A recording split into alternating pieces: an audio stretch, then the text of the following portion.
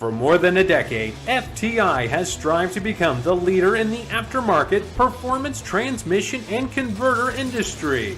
We've joined forces with McLeod driveline components under the leadership of Top Fuel Funny Car pilot Paul Lee, and now have a larger distribution network, more resources, and more power.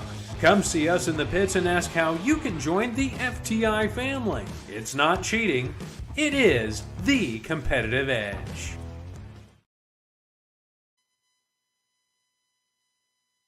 It's time for an inside look at the most powerful motorsport on the planet. WFO Radio, NHRA Nitro. This is WFO Radio. Hey everybody, welcome back. WFO Radio back on the air. We're getting ready for a trip to Norwalk, America's racetrack, Summit Motorsports Park, and the Summit Racing Equipment NHRA Nationals Bader's track. And I am super excited. Hopefully you are too. All you dads out there had a great Father's Day. And we just had a holiday, Juneteenth, yesterday. Hopefully you enjoyed your day, however you chose to do it. I spent a little time working around the studio, which I do every day. But we've got a great show for you today. Alan Reinhart and Justin Ashley. Justin Ashley, who won 2 of his 4 NHRA Top Fuel events at the last race in Bristol, is going to join us at the bottom of the hour. We're going to have Reinhart on. We're going to preview the event. Justin's going to join us, and then we're going to speak with Justin till the end of the show. So if you've got a question for Justin, his 4th win on the season, 4 out of 8. That's pretty good. Everybody knows the season they had last year was pretty amazing as well. Came up a little bit short on the championship, showcasing to the world that they are not going anywhere, that they're back for more, and we'll see. Is this one of those sports situations where the team gets to the finals, gets to the World Series one year, comes up a little bit short, and then the next year is their year, and they break through and maybe go on a run? Who knows? But we'll speak with Justin about that. And I don't expect Justin to say anything like that. That's one thing about Justin Ashley. He does not give his opponents bulletin board material. Certainly not. Got a bunch of stuff going on this weekend. Obviously, this is the final race of the Pro Modified regular season. They do have a countdown. This will be 1.5 points. And so we will be making the cutoffs for everybody in the top 10 and those who qualify to make it into the countdown, which will start at Brainerd, which will be the next race out there. And that's quite a few races. So we're going to say goodbye to our Pro Mod competitors, Fuel Tech Pro Mod competitors, for a minute. But the next time we see them, we'll be in the playoffs after Norwalk. And so there's a lot going on out there. We have got Camping World Series. We've got 20 Top Fuel dragsters. We have like 24 A-Fuel dragsters. There's a big points battle all going on. So if you're a fan of NHRA drag racing, I encourage you to share this show, however or wherever you happen to be watching. And let's build that audience for when Alan Reinhart comes on. A couple of things. Q&A with Caps. They released it this week from Bristol Gardens and Grill. I was the guest. I know. You see me on this show, so what do you need to see me on a show with anybody else for, right? I get it. But I would love for the WFO universe to go subscribe to Ron Capps Motorsports on YouTube and check out the show and check out all the different stuff that's going on. In fact, the big breaking news about a new drag strip built in West Palm Beach, Florida. Say what? You can watch the moment very organically where Ron brings up the PBIR situation, which everybody here in the WFO universe knows how active and hard we fought within the local government to, at very least, alert the people who did not know how important the track was to us. And one of the commissioners said, we've got this 128 acre parcel that was going to be an ATV park maybe, and let's investigate having a drag strip there. And that's where we are. Tomorrow, there's going to be a town hall meeting about the potential racetrack. And so Madeline Marconi is going. I, of course, am going. I have a job. I'm going to Norwalk, Ohio, so I will not be able to go there. But don't worry. I have, there's been behind the scenes strategizing and organizing, and the local racing community is hopefully going to show up in force. And this was all discussed on the air on Q&A with Ron Capps while we ate amazing barbecue. If you like this show, then I ask you, not right now, but after it's over, to go click on that show and check it out and leave a comment in the comment section. Why? Like, why would I want that, right? Well, I want Capps to know that I'm a guest that delivers an audience. Simple. Let me tell you about the people who make it possible for me to go WFO. These are the people that allow me the opportunity to go WFO and talk to drag racers all day, like Foggit. This is a product that anyone can use, but it's designed specifically for high-performance racing engines to protect the cylinders. But people are using it on firearms. People are using it on anything that you need to inhibit corrosion and protect, and it works very well. Go to the website, foggit.com. They've got a great program for contingencies in the Lucas Oil Series. But Gary was out at a big money bracket race this past weekend that Antron Brown takes down Sean Langdon in the final round. It was an all NHRA Top Fuel connected final round for $75,000. Antron Brown, in his first ever big money bracket race weekend, goes out there and pockets $75K. There's only been a couple of times in his historic legendary dad, Antron Brown's career, that he's brought home checks bigger than $75,000. Just a few times, a couple times. But that is amazing. Antron Brown, Sean Langdon, final round. Connolly was in the mix. Everybody was in the mix. It was great stuff. I was talking. Gary Stinnett was out there trying to educate bracket racers why it is important to protect the inside of your cylinder walls. Go to foggit.com, and we are trying to drive that education process as well. If you're a bracket racer, protect your investment.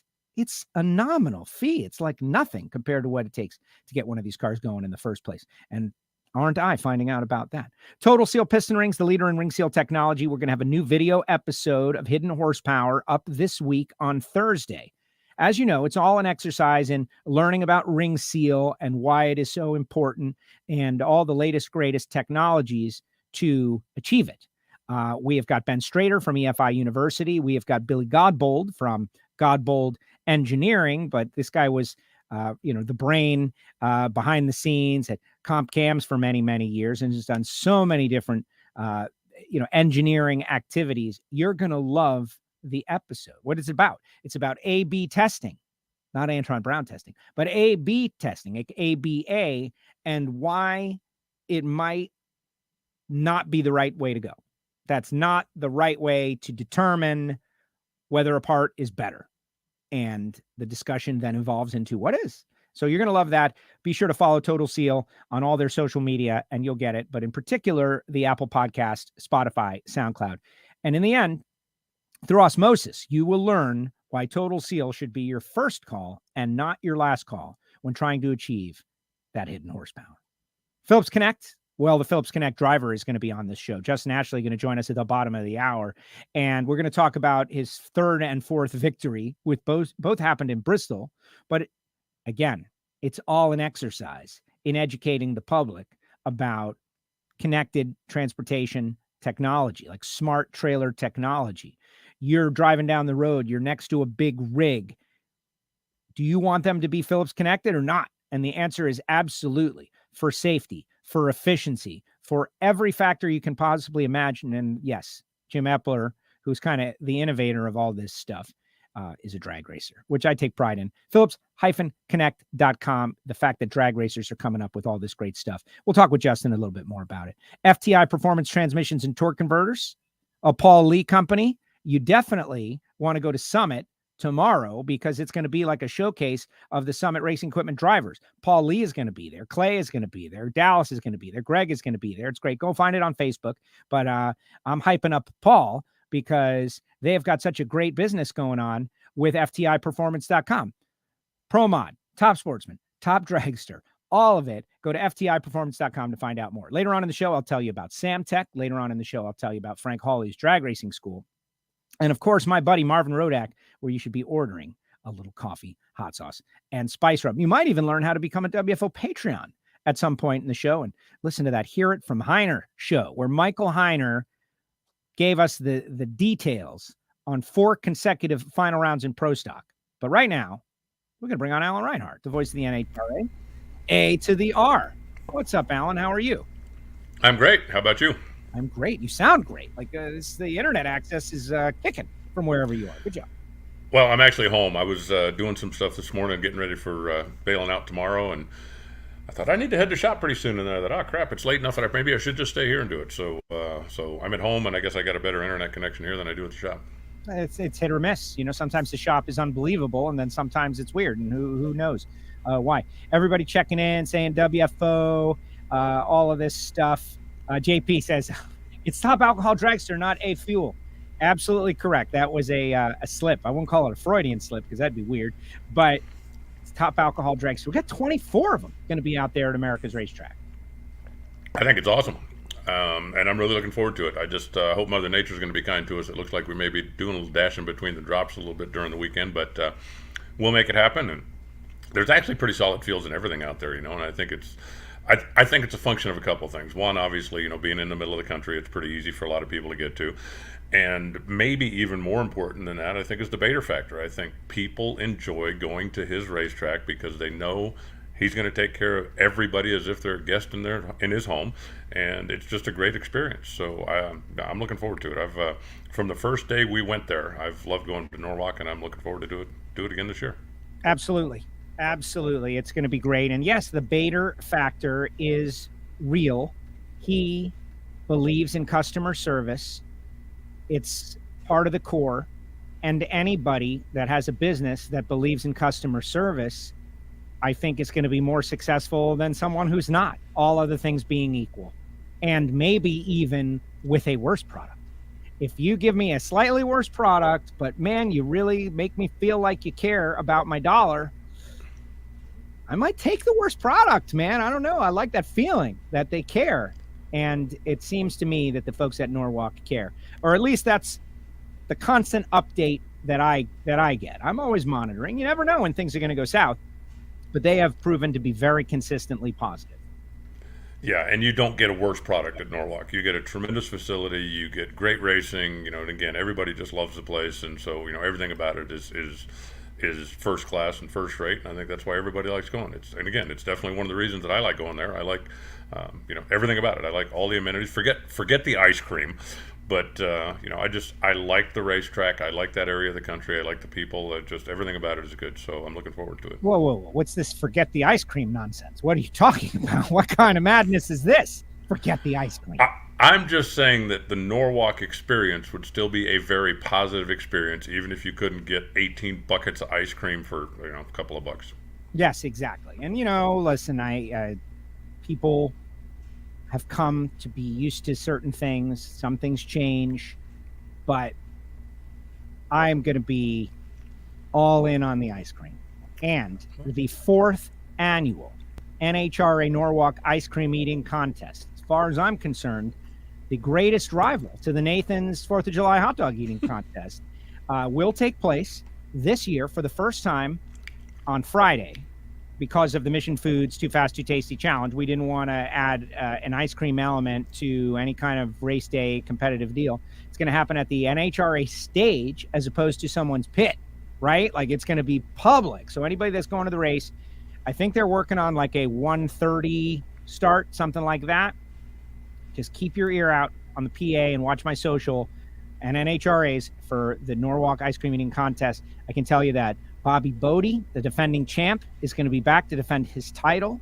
I can tell you that Camry Caruso is going to be trying to take that title. I can tell you that Gianna Salinas, when I said, hey, Norwalk, she goes, I accept the challenge for the ice cream eating contest. Chase Van Zandt, Josh Hart, going to be involved. It's going to be a lot of fresh young faces. I think Jason Logan ought to be a part of that. He looks like a guy that could pack away some ice cream. He was in the very first ever. He was part of it. And then, somebody said... Did he crush it and then get outlawed? No, Jim Campbell beat him badly. Wow. Yeah, Campbell beat him. And as you know, Alan, there's always like rules updates, like no heated spoons. That's the Angie Smith rule. That's Angie in the rule book. Jim Campbell, you're not allowed to stir your ice cream in the first place. That's JC, Jim Campbell. And Double B, Bobby Bodie, he's got a rule too, which is you must swallow the ice cream at the strike of 0. So, it's an evolution. It's an evolution. And he did say he got a mega brain freeze, which is worth it.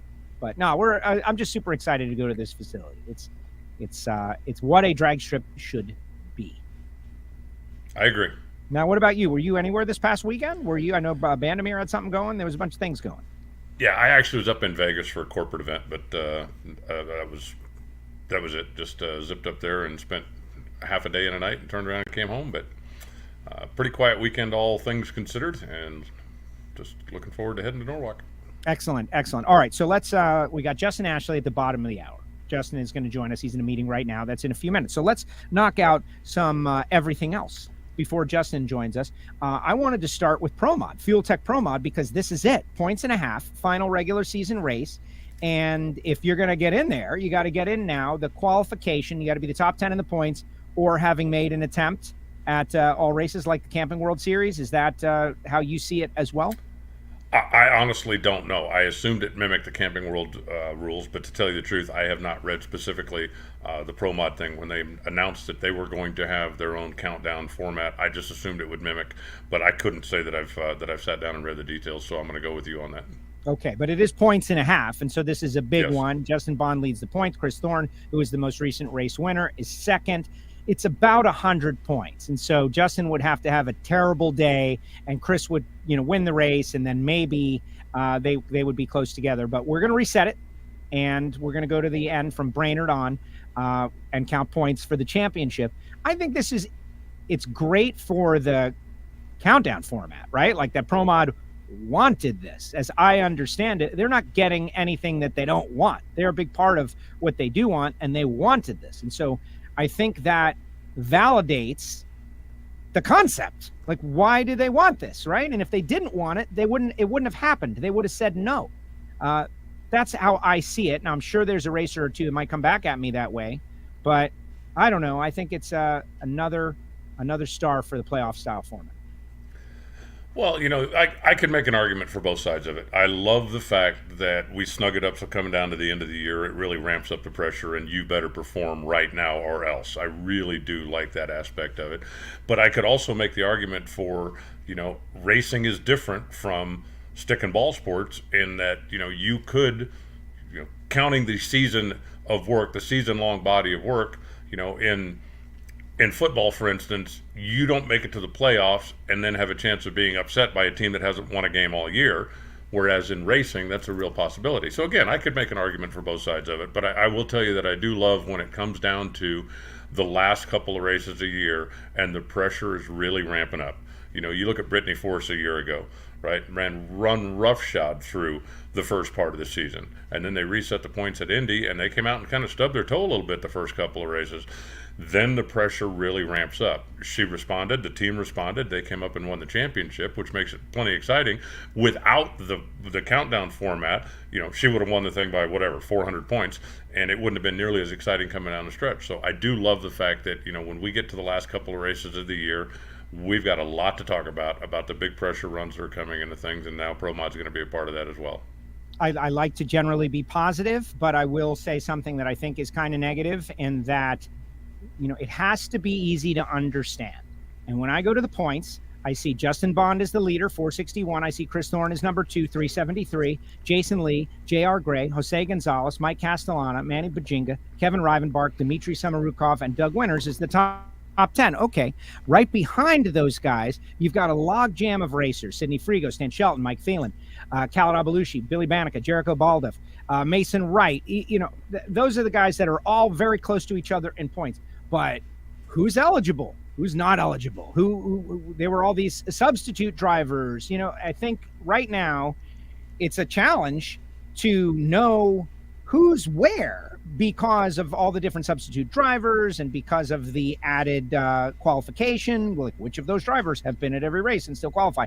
I think that there's room for improvement for understanding that fact for the casual ProMod fan that wants to know which of these drivers in 11th through 15th is in a must-win situation or not. That's something that I'd like to see a name highlighted or something, but I can always complain. Yeah, well, I'm sure that there'll be some kind of a press thing that'll be released this weekend going into the event that states just that these drivers are locked in because of either they're there on points or they're there because they have fulfilled the rest of the other obligations, going to all the races, making the qualifying attempts, that kind of thing. Or these drivers are not, in order to get in, they're going to need to be in the top 10 by the time this is over with. And I'm sure we'll have that information at our fingertips before we get into competition this weekend. Yeah, I hope so. Jason Logan is out there. Logan Mania says he's going to be a special guest referee, which is great. He's going to wear his referee shirt, which is going to be awesome. Part of it, he's going to be a special guest referee, which is great as we expand the program and take over the NHRA stage. Got to have a guy out there in a referee uniform. How about Galvin? He looks like he could eat some ice cream. Well, Galvin was discussed. It's expanding, right? And he is an NHRA licensed competitor, so you could make that argument too. It's all been discussed. There is a very narrow brain trust that make all the decisions on this. Is that you? Not really. Not really. Now, I'm definitely very close to the brain trust, but I'm not Is that exactly. The hand of the king, you would call me, except it's the queen, and she makes those decisions. Look, everybody knows that the Norwalk ice cream eating contest was my concept that I stole from the Nathan's hot dog eating contest. That's it. Like, they've got this cool thing. I love it. Let's do something at Norwalk with the ice cream. Instead of quantity, this is drag racing, so it's about speed. How much can you eat in 1 minute? That way it doesn't last forever. And brain freeze is a fun thing that we can enjoy. And it's been I don't know. Now, wait a minute. The Nathan hot dog thing, that's 20 minutes or something, right? I mean, that's pretty long and drawn out, isn't it? It's not 20 minutes. It's a short amount of time for the amount of hot dogs that they're stuffing down. It's like maybe 5 minutes or 10 minutes, but it's not 20 minutes. Well, I was just thinking like a 20-minute ice cream eating contest. What's the time limit on the Nathan's hot dog eating contest? Yeah, it's 20 minutes eating ice cream. 10 minutes. 10 According to minutes. NBC New York, the object of the contest is simple. Eat as many hot dogs and buns as you can in 10 minutes. And you soak the bun. Thank you to the Google monster. There it is. So go ahead, complete your thought. I mean, I'm interested in it. No, I just think, if you gave them 10 minutes to eat, that would be something. 10 minutes to see how much ice cream you could eat. Wouldn't that be fun? I don't think the attention span of the fan base. I'm sorry. While I picked my phone up, I had a message from. I love my niece. Okay, my niece. She sends me a note and she says, "Hey, I lost a hubcap on my car. Can you help me out?" And I said, "Yeah, sure. Send me a picture." Oh. I don't need a picture of a wheel missing a hubcap. I need a picture of a hubcap. That's your fault. You did not communicate clearly. Please send me a photograph of the hubcap that I'm trying to match. Oh, I love that kid. Yeah, definitely. All right. So, Fuel Tech Promont, I want your take on the big money bracket stuff with Antron Brown. Like now, that. Wasn't it his second big money win? No, his second win, but his first big money event, as I understand it, as in like a 5-figure check. Kid brought home. The check was $75,000. I think they got. Yeah. They split it. But I'm under the impression that the first win was just like first win in a big car. So this is. Oh, okay. I saw the highlight of the final round between he and Langdon, and I thought that the announcer had said that he had entered one other big money race and he had won that one as well. So maybe I'll have to go back and look at it. But no, congratulations to him. I think, that is, add this to the list that is this long of people that have learned their craft in the junior drag racing league, and then once they moved into big cars, instantly successful. Before the junior league, there was always the next generation that would start driving when they were 16, 17 years old, and you'd look at them and go, man, give that kid a couple of years and he's gonna be something, or give that kid a couple of years and she's really gonna get it. And now they have gotten those skills already honed, so when they get into the big cars, it's like we're ready to win now. We're not ready to learn now. We're ready to win now. And he is just the latest person to come through the junior leagues that is showing the skills you learn there will translate instantly into success when you get into the bigger cars. Into the big cars, that's it. It's exactly the same. And, he's running to the 8th mile and all of these things. It's very exciting. And congratulations to Anson and Antron. And, I wonder what Antron's cut is, from what I understand, they were cutting up way back in the field and everybody got like a good taste, but just hearing the names, Dave Connolly and Sean Langdon and Antron is the team owner. Would be like, when Antron won a Top Fuel championship, who got the check? Don Schumacher. So, and congratulations, Anson. And one of your dads. Exactly. We'll talk to him. I'm trying to figure out what happened to Langdon. I mean, Langdon's got like a 23 light in the final. Dude, you can't have a 23 light in a big dollar bracket race. Even I know that. I know Sean is not out there watching WFO, but if he is, he'll be buzzing my phone any second now. Yeah, exactly. Like it's tough out there. It's tough out there. These kids, right? They're coming in now. Sean knows what it's like. That's the thing about aging. If you're lucky, you find out what it's like. Have a new, younger, better, faster version come along, and you're like, what's up with that? No, I'm kidding, mostly, but it is true. The next wave is always coming. All right, let's move into the camping world. Just want to mention Ron Capps, Courtney Force. Today's their birthday. Shirley had a birthday the other day. Everybody seems to be very active with the birthdays. But TJ Zizzo going to be back in Top Fuel. That got me excited. Like, I want to see more TJ Zizzo. Like, I saw some and I was left wanting more. And now we're going to get more. And that team seems capable of going out there and making some noise. 20 cars, Top Fuel. Well, I think the fact that, their new car is a big part of it. And, with Ron coming over, Ron Tolbert coming back and just, offering a little guidance, I think that, that's what they needed to get going. You get a car that's got as many runs on it as their old car did, and it just isn't as consistent as it used to be. Simple as that. And when you're trying to make minute changes, whether it's in the clutch, whether it's in the fuel system, whether it's in the timing, you've got to have a chassis that is going to react consistently when you make those changes. Now they do, and I guarantee you they'd love to pick right up where they left off in Chicago and like pencil me into the semis or better one more time, because I think they're certainly capable. They've got everything they need. Spoke with Tobler out there, and he said, I did a nitro school with TJ. I'll be doing nitro school this weekend with Dickie Venables, so get out there on Saturday. But he said he blamed himself. TJ blamed himself, and I know you've heard this from him. But he called himself. He doesn't have to make it about his ethnicity, but he did. He called himself a stubborn Italian that held on to something he loved, his old car, too long. He loved that car, but he called it an I-beam, that it was just so stiff and so rigid, and he just held on to it for too long. And at the same time, I spoke with Ron Tobler, and Tobler's like, I've been wanting to be helpful, but the things that I know will work aren't going to work on that car. And we're just limited by the technology of the car, and that's it. And so there was a stalemate. So TJ got this new car and was able to set career bests like left and right, because the things that Tobler wants to do are working. And that's where we last left off in Chicago, right? Like the things that Tobler wanted to do were working. And now we're going to Norwalk. So it's very exciting. Well, I certainly understand getting attached to things, okay? I still own my high school car, but I'm not trying to win a world championship with it. And I think if you get into competition at this level, you've got to have kind of the Warren Johnson philosophy. A race car is a tool. And he would tell you flat out, a race car is no different than a hammer. And if I find a better hammer, I find a hammer I like better, I find a newer hammer, I'm getting a new hammer.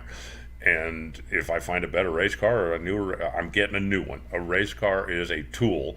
And once it's not the best tool to help you do the job anymore, it's time to get another tool and go after it. And I think that's the mentality that you have to have if you want to compete at this level. If you want to do, the car show circuit, the cruise night circuit, great. Fall in love with your car and keep it forever and ever and ever. But if you want to get involved in a competition that is as high level as this is, you have to have competitive equipment. And 5-year-old, 10-year-old is simply not competitive. Can you go out there and make a run down the track every once in a while? Sure. Can you go out there and maybe qualify more often than not? Sure. But can you go out there and compete head to head with the guys that have the new equipment, the non-worn out, you simply can't do it on a regular basis. And so you've got to get that out of your head. If there's a better tool for the task at hand, you need to get that tool. And at this competition level, you just can't hold on to the old technology because things are moving too fast. And that's a good thing. That is a good thing. Like the day that It makes it tougher because that's the level of competition. Like once upon a time, it's like, yeah, bring your cars. We'll have a race and someone will win. Drag racing. It'll be great. That's not what it is anymore. There is no other sport where you can bring a 15-year-old tool, whatever it is. This is my baseball bat from 1990. That's not how the cutting edge of any sport that I can think of is.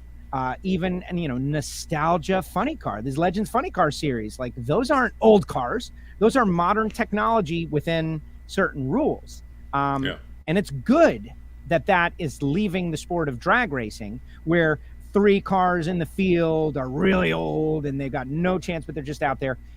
There's parts available. There's things available. You got to make a move. And I think TJ is showing what's possible and what is the way. All right. Justin Ashley is on the line. You ready to speak with Justin? Sure. All right. So what I'm going to do is I'm going to kick you out for a second, and then I'm going to bring in Justin, and then I'm going to bring in Alan, and Justin's between us. You see that? Like that was A+ stuff. What's up, Justin Ashley? How are you? I'm doing good. Thank you for having me on. I got worried for a minute that you actually kicked Alan off for good and just brought me on. I don't know about that, Joe. It's been 15 Most people years. get worried when they bring me back on. Yeah, it's been 15 years. Like if Alan hasn't been kicked off, it's not going to happen, I don't think. But Justin, 4 wins on the season. By the way, fans of Justin, fans of Top Fuel, fans of NHRA Drag Racing, share the show right now so everybody can see Justin Ashley and all the, the controversial things he's about to say. Yes. You know what? I have a list of controversial things that I was going to say, but now I'm just going to put them away. Oh, no. I'll save them for a rainy day right now. All right. So what is it? 4 of 8? Like that's pretty amazing. How many wins did you have last year? Refresh my memory. So last year we had 3 wins. So yeah, we're up to 4 already this year. It's been incredible. Like you guys know, the depth of the Top Fuel field is so good this year. So it's tough to even win a round, let alone win a race, let alone win 4 of the first 8 races. So it's just a testament to the group that we have. And the competition is going to continue to be tough, continue to be difficult. So just looking forward to it. Was that on your controversial list? That's it. Oh, no, that one. No. This one's out. Let's get to the important stuff, okay? You won 4 races. You're leading the points. Your car, blah, blah, who cares? Who used up the Red Lobster gift card from So from it was put to good use, and I All have right. to say I'm very grateful that I had the opportunity. As we all know, Red Lobster is the best bread rolls around. Sure. So I myself, with my family, made very good use of that Red Lobster gift card. So I was very appreciative. Better than Olive Garden? Like I don't know. Controversial, Joe. We're talking about controversial, right? No, with lobster. I think they're owned by the same company for all I know. Well, I think Olive Garden is bread sticks, right? And these are bread rolls. So there's a stark contrast there, please. All right. The bread rolls at Red Lobster are definitely better than the Olive Garden breadsticks. There you go. I just thought when the track said they wanted to do, I thought that was a hilarious thing, and I'm glad that they got involved with the deal. I really want to know if Bob Tasca used his, because I'm trying to picture a guy from Rhode Island going into Red Lobster, going, okay, what do you got?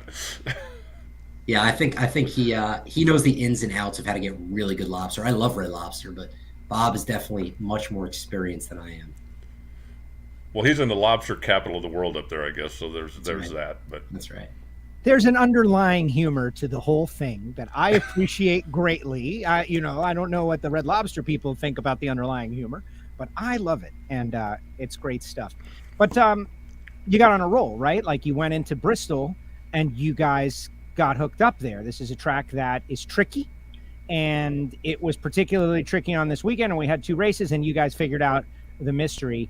We got a lot of rounds of racing to discuss round by round, so I'm just going to ask you to highlight the rounds that you think mattered the most in addition to the finals, and what was the key to the weekend? Did you guys just hit on something that obviously had been working there previously, or what was the key to victory? Yeah, I mean, I think the key to victory was experience. Obviously we won there last year, so we had quite a few laps under our belt with certain data and information, but it was so tricky, especially because of the changing weather conditions. We went from a place like Epping where I think the weather swung about 48 degrees in 1 or 2 days, which is incredible. But then in Bristol, there was a major weather swing too.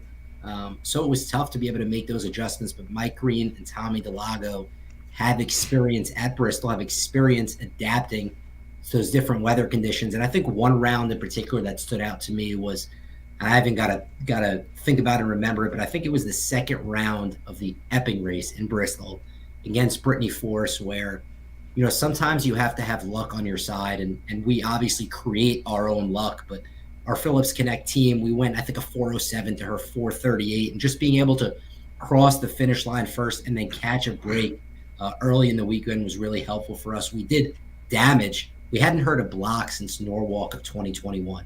That was the first time we did that since then. So the guys went back to the pit, didn't phase them at all, took everything apart, rebuilt everything, put it back together, went up there with plenty of time. So that was the round that, definitely stood out to us and helped kind of catapult the rest of our weekend forward. I think it's interesting what you said about making your own luck, because I've, watched it years. When your car is running as good as yours is, you cause other people to press. And obviously Brittany Force has got a great running car over there. Okay, they're not going to go in there and just throw the kitchen sink at it. But when they know we've got to do at least X because we know what Justin and his team are going to do right now, that allows you to get away with some races like that. That, let's be honest, if you're just an average middle of the pack car, you don't get those opportunities very often, especially from teams the caliber of Brittany's. When they go up there knowing we've got to be game on to beat these guys, then that opens up the door to make a mistake. And, you guys obviously both made one. You got away with it. That's exactly right. That is a great, great point. And, you look back the last few years, obviously Brittany won the championship last year. Before that, when Steve had his dominant run, and, most of the time he would outrun the competition, outperform the competition, but occasionally he would smoke the tires or not run as fast as you would think. You'd be like, how does this guy get away with it? It's unbelievable. He won again somehow, but that's how, because he created his own luck, and teams have a tendency to press and try and beat the person in the other lane when they're running really good. So that's a great point. Years ago, when John Force was in his heyday back in the mid-90s or late 90s, he won a race one time where the quickest ET in the other lane was like 975. And everybody that pulled up just looked at him and went, oh my God, we better, if we don't run a career best world record, we're going to lose. And it was almost like the Mr. Magoo thing, he's just like, do while the whole world is blowing up behind him. But nobody ever gave him a race because he was so dominant at the time. And that's, you're not quite that level yet, but you're at the level where people can't come up there and go, okay, go down the track. We probably win this round. And then who do we race in the semis? You guys are running strong enough now that people are having to press against you. And that gives you some of those breaks. You're earning them. Thank you. Yeah, I think so too. I think that we are, but the crazy thing is that I feel like in a way everyone is pressing because of the field and how good it is. You look at some of the, like if you take a look at the ladders from last race, or really any race this year, even last year, most of those first round matchups could very easily be final round matchups. It's that difficult. So everyone's pushing. When everyone's pushing and raising the bar, everyone's getting better. The level of unpredictability becomes that much more frequent. And it causes a lot of craziness that goes on. So a lot of really good racing. Well, on that note, what we were talking about with TJ Zizzo not long ago, and you got your first win against TJ, right? That was like the rain postponed thing that we did in Indy. That was kind of an interesting sub-story to it. But we all love drag racing, and we're going to be here regardless. We love the cars, we love the people, we love the sound, we love all of it. But there is a big change that has happened over the last 10 years or so that is exactly this. You can't just be there anymore because you had a car and you showed up. You've got to earn being there, and that means performance. And Top Fuel, which has been short over the past couple seasons, now is filling out nicely, and we've got 20 cars going to be there, and they're all good cars. Those first round matchups that you referenced, Steve Torrence, Sean Langdon, Brittany Force, Antron Brown, right? Like there were Cam Ferret and Austin Prock, your 8 and 9 competitors. There's no free lunch. There's no easy run. There's no easy person. And even if there is, you still got to go down the racetrack.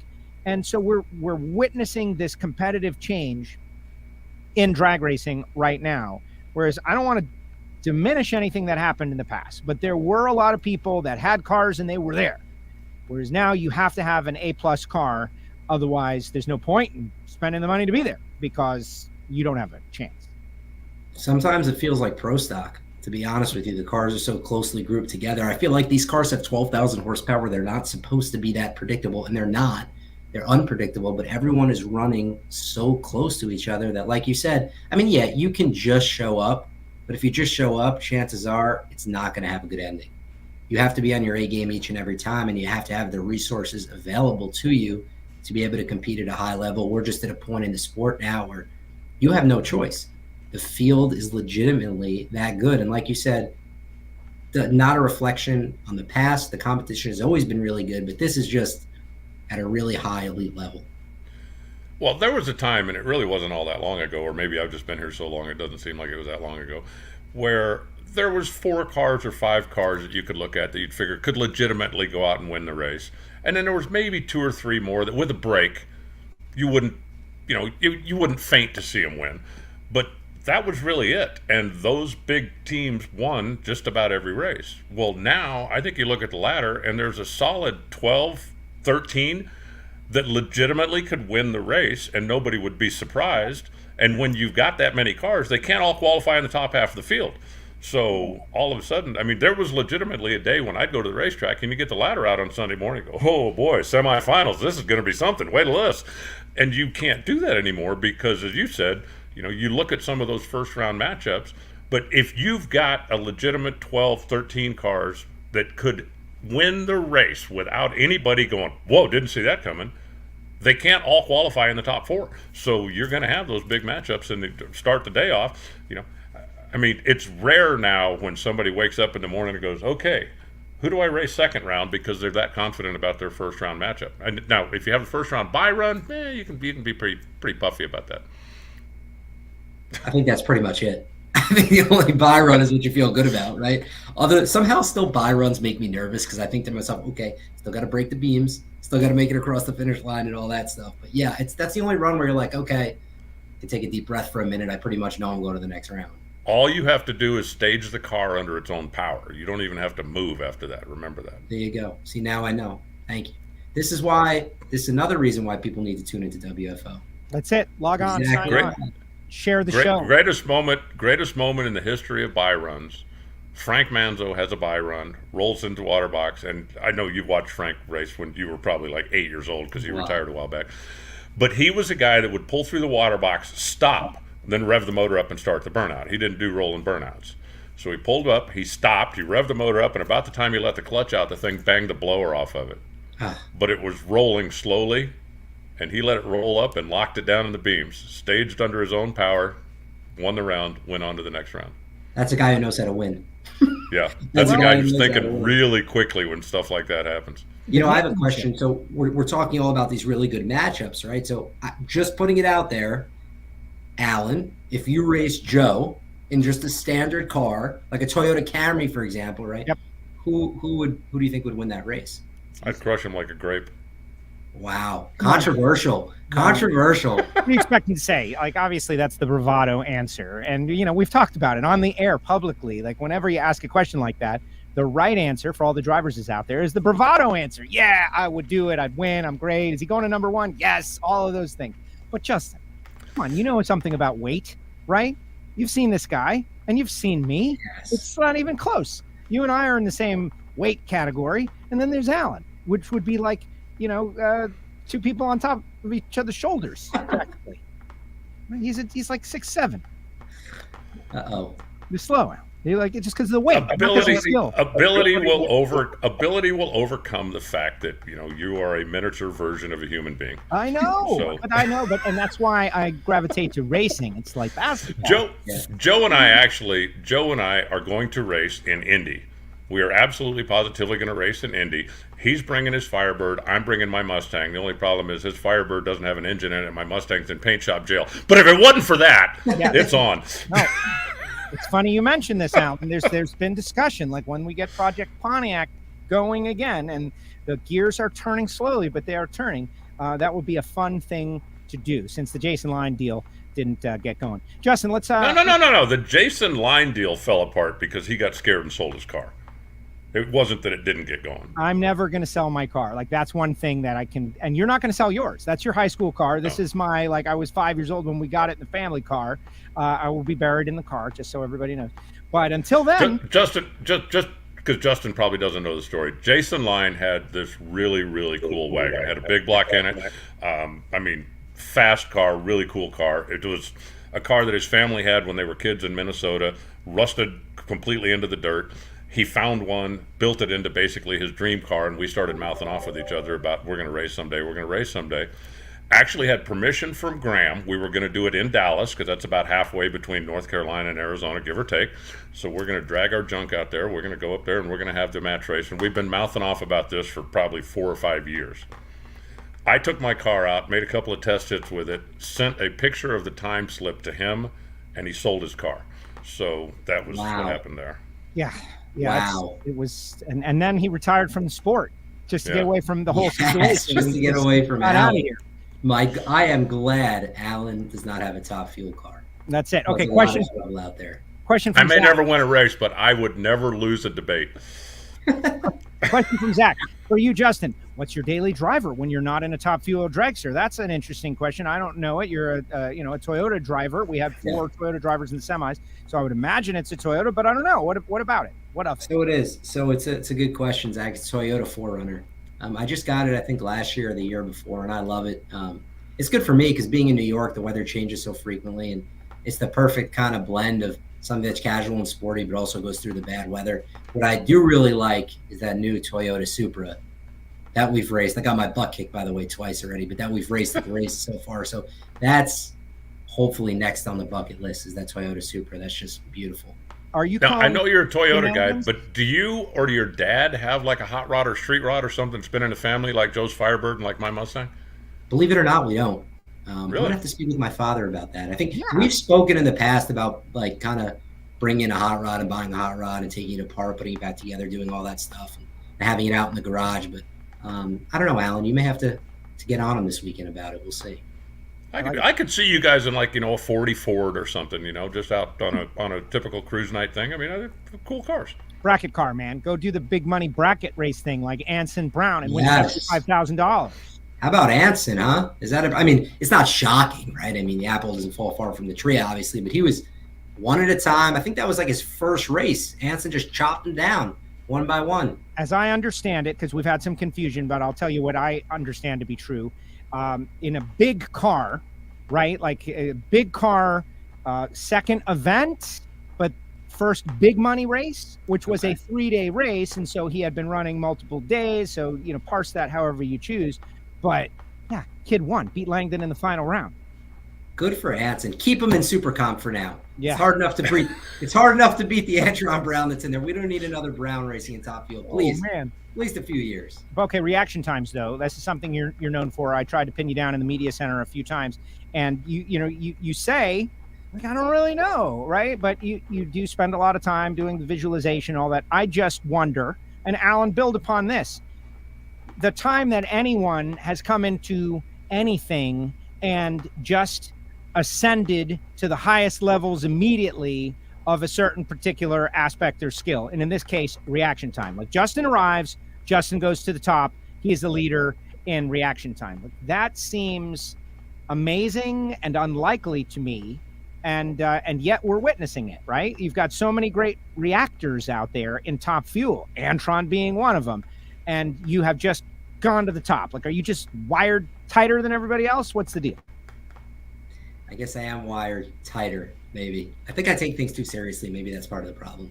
I put a lot of work. I don't think it's anything specific. I really don't. I think it's just an overall approach. Obviously, like I just said, I take things very seriously, and I'm very detailed in the approach, trying to do the same thing each and every time, not only from the way I stage, but even as in terms of, my knee position and where my foot actually is on the throttle, and in terms of what I eat and the exercise that I do leading up to an event throughout the weekend. So all that stuff combined, the mental approach, the visualization, all that stuff combined, has led me to have a lot of success so far. But when you look at the big picture, it's been great, but there's been plenty of times where I've struggled. I think, Joe, you and I have even spoke about it in the past, where I think there was a point early last year where the reaction times weren't where they needed to be. So there has been some ups and downs. It's never going to be perfect. If the car doesn't run as good as it does, all that stuff's irrelevant anyway. So I think it's just an overall approach. But, even the reaction time is a team deal. Everyone wants to point to the driver, but it really is a team effort as well. I think it's all Mike Green, really. I think I could get in that car and average, 35. Well, Alan, you wouldn't fit in that car. You have to tell me a specific seat. Oh, it's okay. So now you're on the Joe bandwagon. I got you. We'll cut a hole in the top of the roll cage, and his head will be poking out, right? No, I think, and just from the mental aspect of it, I mean, one, reaction time is car versus driver, and the driver gets a ton of credit for it, and a ton is deserved, but it's not all driver. The really famous Ron Capps, Tommy Johnson Jr. thing when they were both driving the Skull cars for the Snake, and Capps was consistently 2.5 or 300s quicker than Tommy, just absolutely positively across the board. And I don't know how well you know Don Perdome, but if you are supposed to do a job and you're not doing your job, he's not going to come over and pat you on the back and tell you, hey, it's okay, don't worry about it. He's going to come over and go, why aren't you doing your job?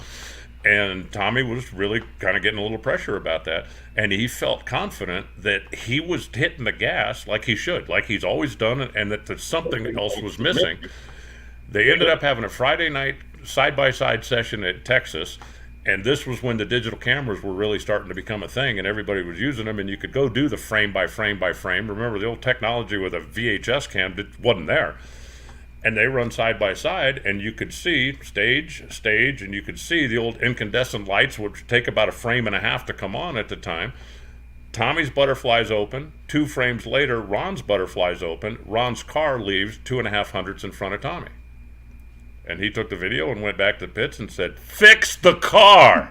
I'm hitting the gas. So there is more to it. But I also believe from a driver's standpoint, the mental thing, you have to be able, when you're sitting in that car, when you're focused on the tree, when you put that second bulb on, to lock everything else in the world out. You've got to get all the clutter out of your brain. If you're sitting up there going, oh, I hope it doesn't smoke the tires, or oh, I better be ready to pedal, or oh man, Brittany's really running. That is clogging your filter. You've got to be able to just shut everything off, have singular focus, and you seem to be able to do that as well as maybe anybody I've ever seen put a helmet on. Well, it's so much easier said than done. It really is. It sounds so simple to be able to go in there, okay, when that second bulb is on, don't think about anything. Just focus on the tree, and when it comes down, leave. But all the different things that are going on before you get in the car, all the different things you're thinking of when you're in the car, all that plays a role. And like even when I first started, that wasn't a major adjustment for me, is trying to compartmentalize and forget about everything. Don't worry about anything else that's going on, but focusing on the tree and what's going on ahead of you. So like you said, it has to do with the car too. That is a really important point. It really does have to do with the car and how well and how fast the car reacts. I remember when my dad had his funny car team, he was working with Frank Hawley, and his crew chiefs were Brian Karate and Mark Oswald, right? They're Antron's crew chiefs now. And they would go up in the lounge, do the same thing that you said. Look at the camera, see when the butterflies would open. And that's when you knew, okay, this is when I actually left. And there were adjustments that needed to be made from the driver, adjustments that needed to be made from the car. But all in all, it's a combined team effort in terms of what those actual reaction times do look like. As long as there's nobody from the pro mod world that's watching this, it's something I kind of make fun of all the time. Have you ever seen the green light on the bumper of Michael Heiner or Greg Anderson's Pro Stock car? I've never seen it. There's one there, trust me on this. It's connected to the clutch switch. And when they're going testing with the camera behind the car, they can see when the tree flashes. They can see when the driver drops the clutch. Sure, Michael Heiner's right in the way. He's blocking it, man. Come on, Heiner. There it is, but you can't really see it. And they can see when the car moves. So when they're making adjustments, they're making clutch adjustments, they're making chassis adjustments. If they go up there and the car is 200 slower or 1/100th quicker, they can take the driver out of the equation, because now they're not measuring what the driver did. They're measuring how long it took the car to move from the time the driver drops the clutch and that light goes out until the time the car actually moves. So that's, at least in the pro stock world, they've gotten it, that sophisticated, where when they're working on how do we make reaction times better, they can take the driver out of the equation and focus on just what the car's doing. All right, Justin, so before we let you go, we got to talk Norwalk, obviously, but I kind of want to know where your head's at. And before you came on, I referenced, I know you are a fan of what we would call stick and ball sports, and throughout history there have been, and I should be able to cite some examples, I cannot, but I'm sure you can, of a team that emerged and came close, maybe went to the Super Bowl, maybe went to the NBA Finals, came up short, and then the next year stormed back and won it and maybe began a run, like the Jordan Chicago Bulls, an example. of a team that got close and then broke through. You have to be thinking about that. You're already having a career best season as far as wins go, but there's a bigger goal, which is to win the championship, to win the U.S. Nationals, and all that lies ahead. So talk about what you're going to do this weekend, what you're going to do out on the Western Swing to achieve that much bigger goal than just winning any one independent race and become a champion. And that's still, it's getting closer, but we're not there yet. So there's some time to spend starting off with this weekend at America's Racetrack. Yeah, it's a tall task. It's great to be able to have the success early on in the year and be able to stack those round wins and collect those points early, whether it's from qualifying, whether it's from racing, whether it's from the Mission Challenge, or however you collect those points. But ultimately, it's about getting hot at the right time and running good during the countdown. We want to be able to position ourselves and seed ourselves well. So that's what this portion of the season right now is all about. I kind of look at it, in three separate seasons, I guess, if you will.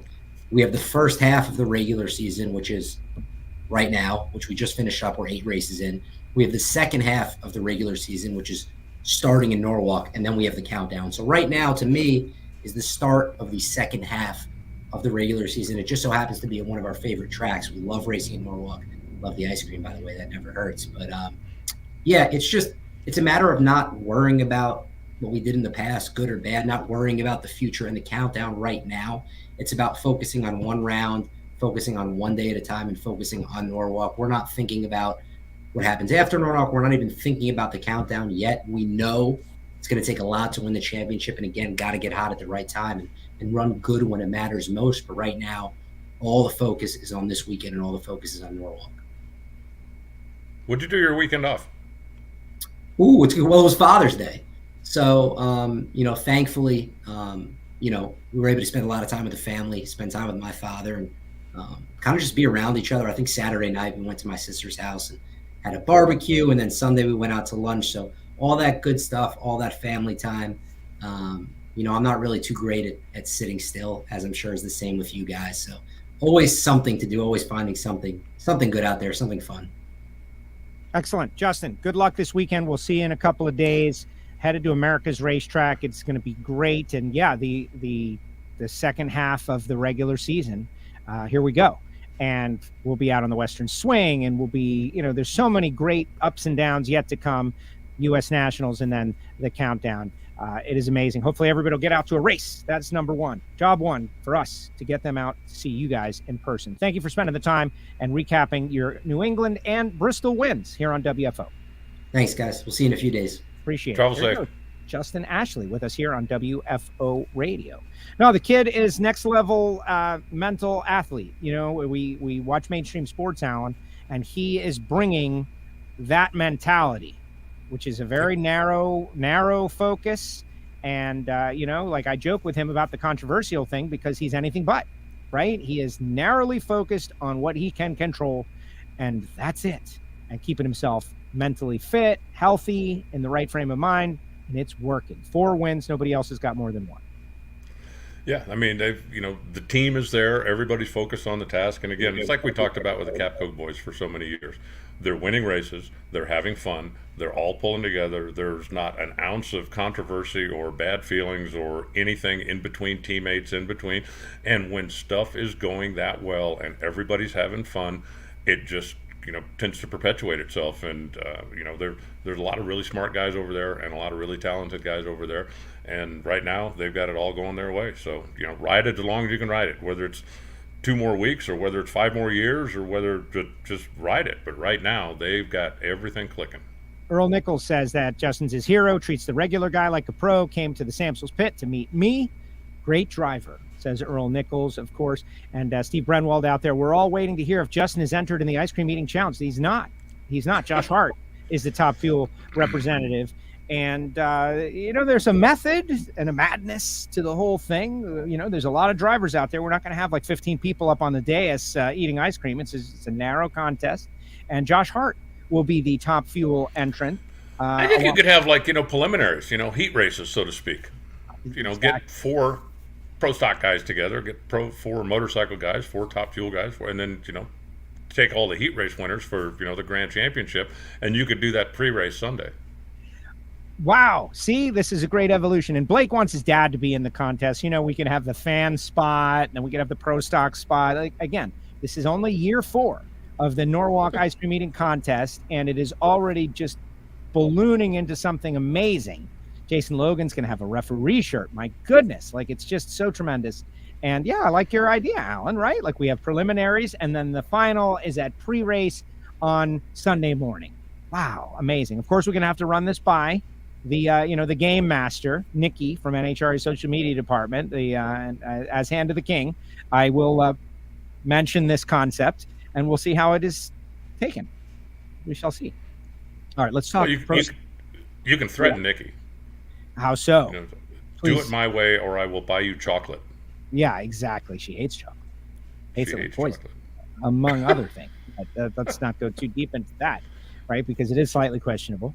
But no, she does such a great job. And this ice cream eating contest, the way she has embraced the madness is pretty amazing. I want to mention. We love Nikki. We love Nikki. She does such a great job with all the stuff she does out there. And we just need to clone her. We need 6 Nickies. Ron Capps, birthday boy. Capps, he's got the Q&A with Capps. You were on. I was on. It's up on his YouTube channel. I want all the WFO people to go subscribe to his YouTube channel. You can watch the barbecue challenges. It's not a contest by any means, but it's great to see Ron in the position of having to ask the questions as opposed to be asked the questions. Interviewer as opposed to interviewee. I had a great time. Hopefully everybody out there will go out and check out both of our episodes of Q&A with Capps. But you've known this guy a long time. Today is his birthday. They break through for a win, and going to one of his favorite tracks, like Bader and the Night Under Fire. That's something that he always does. I'm interested to see if they can get on a run now. Well, I think they've been on a run. The fact that they've only been to the winner's circle one time, that doesn't reflect on their season. They have had a competitive race car every time they've rolled it out of the trailer. They've been fast. They've been consistent. The one time that they did break through, okay, but it's not like that was a fluke, right? It's not like they've been second round out for 6 races in a row and oh, hey, look, they won one.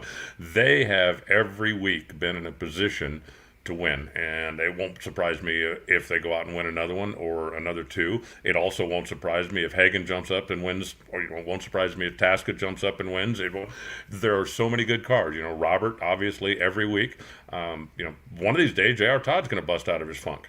And, you look at, we've said week after week, right? Alexis, it's coming. We know it's coming.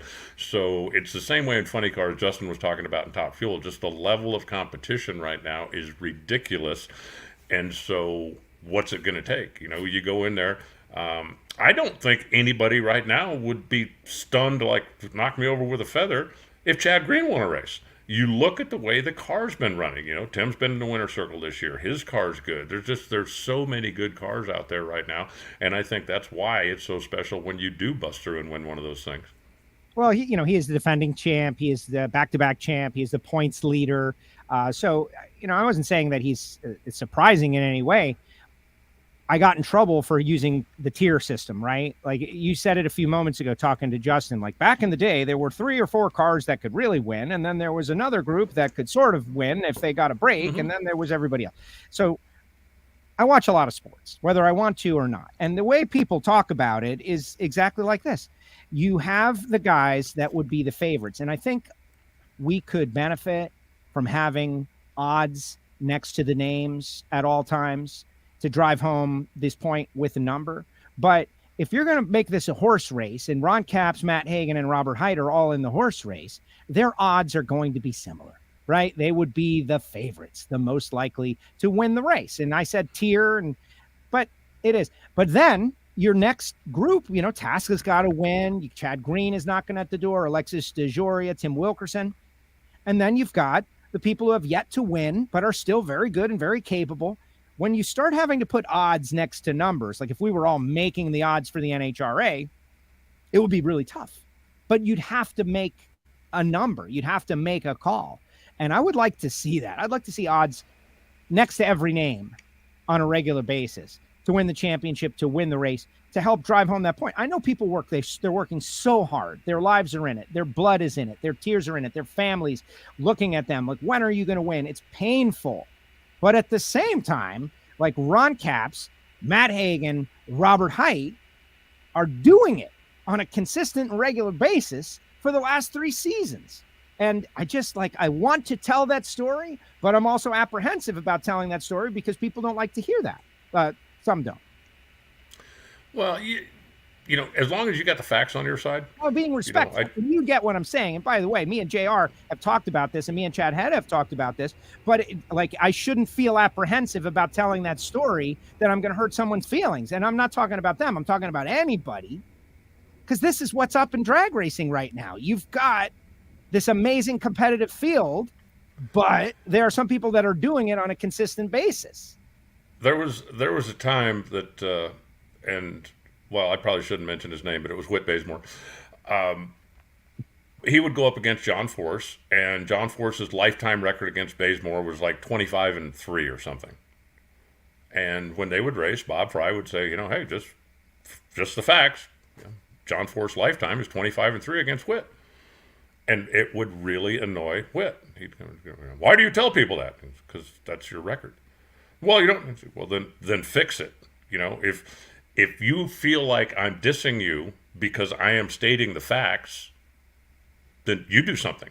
You know, if you feel like, if I say, hey, you know, Joe Castello's gone out first round 6 races in a row, and you feel like I'm dissing you, have you gone out first round 6 races in a row? Then fix it. You know, and if you go to the semis 3 races in a row, guess what? I'll be the guy telling, hey, this guy's in the semis. Seems like every week. You know, but that's, as long as you've got the facts on your side, then, you know, you're just stating the facts. And obviously, you know, you can spin them good or you can spin them bad. But as long as you've got the facts on your side, you know, if I say, hey, this guy hasn't won a race in 2 years and he wants to get mad about it, I said, when'd you win your last race? Well, you know, 2019, but that's not the point. It's like, no, that's the point. That is the point. You know, if you want me to talk about you winning races, you need to win races. That's your job. My job is to report on what I'm seeing. And if what I'm seeing is that you're not performing at an elite level, or you're not performing at the highest level with the other teams that are, then I'm just reporting the facts, whoever it is. I appreciate you saying that. And I also think, though, and it's funny how this is bubbling back up just now, because I'm looking at the points, and it's like there's 3 guys in Funny Car. There's 3 guys, and now Tasca has won a race too, which is great. I reached out to Bob to be on the show. He is out of the country. We're going to do it in the future. Fans of Tasca, fear not. But if the athletes are going through this change that we talked about with performance and Zizzo, like the old car wasn't good enough. What are you going to do? You can retire. You could go on the match race tour. You could go do big burnouts in parking lots for different, or you can upgrade your equipment, right? Like, what are you going to do? And what did he do? He upgraded his equipment, and he went to the semifinals and had a really great run. The same has got to be true. And I think Brian and Tony are doing a good job to their own detriment. They get in trouble all the time. People get upset. Talking about, just like you said, raw data. Who's winning consistently? Who's not winning consistently? Who is on the move? These kind of things. And when I see those names, and for those that don't know, like right now, you may not know this, but I'm looking at the point standings for Funny Car, right? And I'm just looking at, you know, Alex Laughlin, 11th, Blake Alexander, 12th, Terry Haddock. Like, Terry Haddock has improved his game. He's, you know, 13th right now. Is that great? Well, for Terry, yeah, they're having a great year. It just all depends. Matt Sackman, though, who got his first NHRA national event win out there in Bristol, wants to know, you know, how about the top alcohol dragster entry list for Norwalk? Let's talk about that. We've got a very competitive championship fight shaping up. Julie Natas leading, Tony Stewart in the mix. Like, this is going to be exciting, separate from every other category. Top alcohol dragsters, 24 entries out there. Yeah, and there is going to be at least 1 or 2 big-time players that are going to be spectating when round 1 comes around on Saturday morning. I don't think there's any question about that. You know, they've just got too many good cars in the field right now. It's fun to be a fan. You know, Joey Severance is going to be, you know, coming off of his win in Denver. I assume he's going to be there. I don't know. I know Doug Gordon's going to be there. He won Denver this past weekend as well. You know, Doug obviously wants to win the championship on his way out the door. Joey wants to keep the number 1 on the side of his car again if he can. And there's a lot of really good running cars out there right now. I love how healthy the class is. I wish we could get some more participation in funny car, and hopefully, we'll start seeing some of those injected cars we've been hearing about. But even they have got, a pretty solid field for what they've been through so far this year. But no, the dragster, the alcohol dragster thing is off the charts right now. Yeah, 14 funny cars, 24 dragsters, and it's going to be interesting. All right, Pro Stock Motorcycle. Let's go through them real quick. I know everybody's been interested to hear Justin on, but Dallas Glenn, he's going to be out at Summit tomorrow, by the way, everybody. Dallas Glenn, Derek Kramer, Matt Hartford, the top three. Troy Coughlin, Aaron Stanfield, Greg Anderson, Camry, Christian Quadra, Erica Bowe, the top 10. Eric Latino entered with KB Titan for this race. Eric, who is a big pro mod racer, but he's part of the KB Titan conglomerate, and he is on the entry list. It's going to be very exciting. I think the real story right in Pro Stock right now is Erica. You look at what she did last week and what she's done previous to that, and I think that's a great, like what we're talking about before. If you don't like the story that we're telling, give us another one to tell. You don't like hearing that, hey, you're having an off season, you're not doing, you're not in the form that you were. Go out there and run the table. Now, what they need to do is come out here in Norwalk, and I'm not saying they need to win the race, but they need to come out here. They need to perform well. They need to have a strong weekend. They need to show everybody that wasn't a fluke. They need to show the KB Titan gang, who has been having their way with them for the most part of the season, that, okay, we have righted the ship and, the war's back on. That's a very important thing. The one thing I'm very curious about, and I don't know this, maybe you do, are Chris and Mason McGahey going to be there? Okay, so I had heard no, but they're on the entry list. Okay. Well, I know, the entry list, they usually, fill those out at the beginning of the year kind of thing. But I had a chat, was on the plane with the McGaheys coming home from Bristol, and they feel like, they're not where they need to be engine-wise, that they feel like they've got something going on with the engines, and if they didn't figure it out and didn't find it, that they legitimately might set that one out because they needed to spend the time in the shop more than they needed to drive up there to Norwalk and have another, what they felt was a subpar performance. They came out at the beginning of the year and the cars were right in the mix with everybody, but the last couple of races, they've definitely been missing. There's been something missing, and sometimes you need to spend the time in the shop. Even if that means taking away from a race, you need to go spend the time in the shop and get your stuff straightened out. I hope they're there because it's certainly a better show when they are. But if they're not, I will certainly understand why they're not. Yeah, and it will be a better class if the McGaheys get their performance up to speed where they are being competitive. Because right now, and this is exactly what I was talking about a minute ago, but the good news is about Chris McGahey is he'll be the first to say it. That and he'll use colorful language too, that they're not where they have been in the past, and they got to figure it out. But at the same time, hopefully it's adjustment away, as opposed to like we have to redo everything that we're doing for whatever reason. So I guess we'll just have to wait and see. I hope they are there though. Mason especially. How about one car? Send Mason, right? Like Chris has been, it seems a little more lost, but Mason, keep a car on track. We'll see, I guess.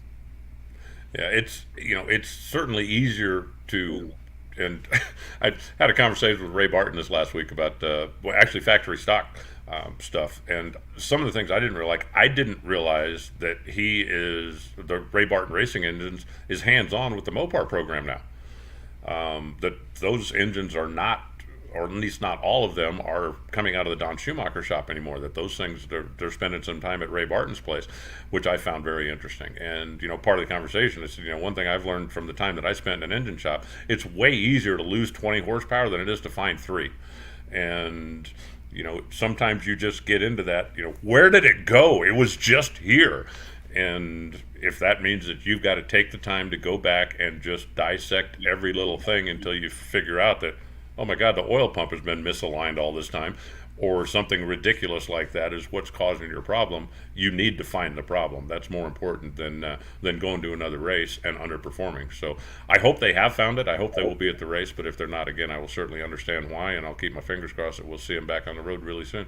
Absolutely. Yeah, if they got to take a race or two off to come back prior to the countdown and actually be competitive, you do what you got to do. Pro Stock Motorcycle, Gage Herrera no longer undefeated. right? Steve Johnson didn't get to catch up with Steve, didn't get to catch up with Erica this week. I travel tomorrow, as does Alan. And so don't worry, we'll catch up with he and she later on this year. But, are we in an all new universe, Alan, where Gage Herrera is human? Or was that a couple of thou red light anomaly where he is going to go right back to doing the machine-like work that we have seen to this point? No, I think that Steve Johnson cast the die. I think he's going to run off 5 or 6 in a row here. I think that, by the time we get to Indy, it's going to be, can anybody beat Steve Johnson? I mean, just look at what this guy's doing out there right now. Man, I would love that. I love seeing Steve. Steve annoys some people, but not me. Like, I love the Steve Johnson act. It makes me laugh. I get his humor, and it would be hysterical for Steve Johnson to rattle off 5 victories in a row. Because I don't know how many people would still be racing, Alan. Like, it might be a class of 5 people because everybody else would have left. No, if Steve Johnson wins 5 or 6 in a row, he will then be annoying everybody at a record level. There's no question about it. No, I think, Gage proved that he's human. And I don't think, I don't know the young man well, but from what I know of his past and from what I've seen about him, I think he's going to go, damn it, start a new streak. I don't think it's going to bother him long term. I really think that he's going to be able to just go, that's a lesson. Let's put that away, and now let's go back out and let's do what we've been doing. Because when you're having the success level that he is, you don't throw everything out the window because of one mistake. You don't completely revamp your game because of one mistake. Hopefully he just got the typical goldfish memory, like golfers have to have. And I've said it before, if the reason I can't be a professional golfer is because I don't have a short memory. I need to have, the old goldfish deal. Let's be fair. That's just one of the reasons. Okay, that's one. Yeah. But if you hit a bad shot, I don't possess the ability to just forget about it and go make the next shot. I walk over into the rough and I'm knocking trees down with my club and I'm pissed off because I made a bad shot and I've completely cannot focus on the task at hand. Whereas if a Phil Mickelson, if it makes a mistake, then they walk over there and they go, okay, from here, if I take a 7-iron and hook it around, okay, and pick up the club and do it, and they're right back in the game. And Gage hopefully has that. Gage hopefully, when he goes back to the starting line next time, will just be going, I won 3 races in a row. Let's start that again, and be right back after it. And if he does that, then he's going to be just as difficult to beat as he always was. I really see that as a really, really minor little bump in the road, and I don't think that he's going to lose any of his momentum over it. Yeah, I thought he was a cyborg, and now I'm disappointed. I was really hoping. I was really hoping that the robot revolution had just started and Gage was the first, and now that he is actually human, it's a bummer. But what are you going to do? Alan, final thought before we get ready to go to Norwalk as I check in for my flight. Go. Well, I'm already checked in for mine, so there. No, I just looking forward to it. I love the racetrack. Love Bill Bader. I really enjoy when I can get some time. Usually it's at the end of the day just to sit down and talk with Bill for 10 minutes because I like his promoter's mind. I like the way he runs his business. I like the things that he does as an independently owned racetrack, which is very, very different from a corporately owned racetrack. And, the fact that he's not afraid to try things, and he certainly is a promoter. And I don't think I've ever spent 10 minutes talking to Bill Bader and walked away thinking, well, that was a waste of time. Every time I've ever spent 10 minutes talking to Bill Bader, I've walked away thinking, that's something I didn't know before, or that's something I hadn't thought about, or that's a good idea, or that's something that you take forward. But love everything about it. Love the place, love the people, love that area of the country. So bring it on. Love the red, white, and blue, because that's what the racetrack is going to be decked out in this weekend. Yeah, it's going to be great. I'm very much looking forward to it, and we will see you there on Thursday. Be out there doing social media with the aforementioned queen of social media, Nikki. And we're going to have a good time. I'm going to pound down a lot of ice cream. I don't know about you. I know you're in a fitness mode. We'll see if we can break you out of it. No, you're not going to break me out of it this weekend. I'm not saying I'm not going to have any ice cream, but I'm not going to try to set the record for ice cream. Let's just put it that way. There's a lot of space between those two poles right there. We can fit you in there somewhere. Alan, great job as usual. Thank you so much. Thanks, Joe. Travel safe. We'll see you in a couple days. There he goes, the voice of the NHRA. Alan Reinhart joins us each week right here on WFO Radio. All right, put some comments in the comment section, guys. Let's see what you got to say about everything that we just threw out there on the table. It's been a wide-ranging show. The goldfish thing, right? Is that a Ted Lasso reference? Reinhart doesn't watch Ted Lasso, does he? I just finished up. I don't want to ruin it for anybody, but you should definitely get on it. I felt great about it. And you know, there's happiness, there's sadness, there's all of that stuff. Let's get your comments in the comment section, your thoughts. Like, what about you, Sackman? If you're still out there, which I would imagine you would be. What about, give me your quick top alcohol dragster, preview.